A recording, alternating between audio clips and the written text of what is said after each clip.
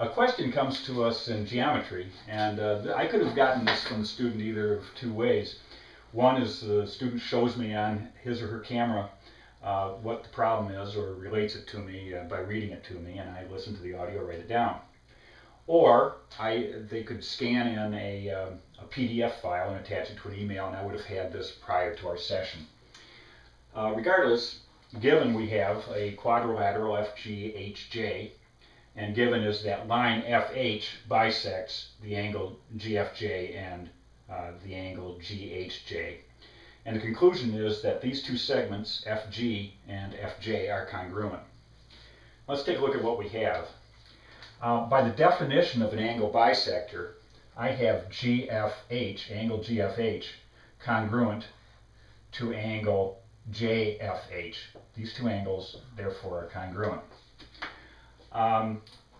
That line, FH, also bisects angle GHJ. So we have these two angles, GHF and JHF, congruent as well. Now I have two triangles with their base angles congruent. And what we need is one more congruence in order to prove the congruence of these two triangles, which is going to be key to proving that these two segments are congruent. Well, they share this side.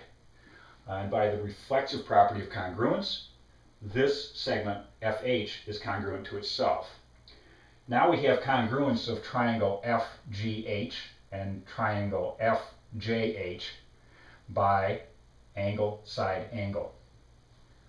Once we have congruence by angle, side, angle, we can say that FG and FJ, those segments, are congruent to one another by corresponding parts of congruent triangles are congruent, C2, CTC.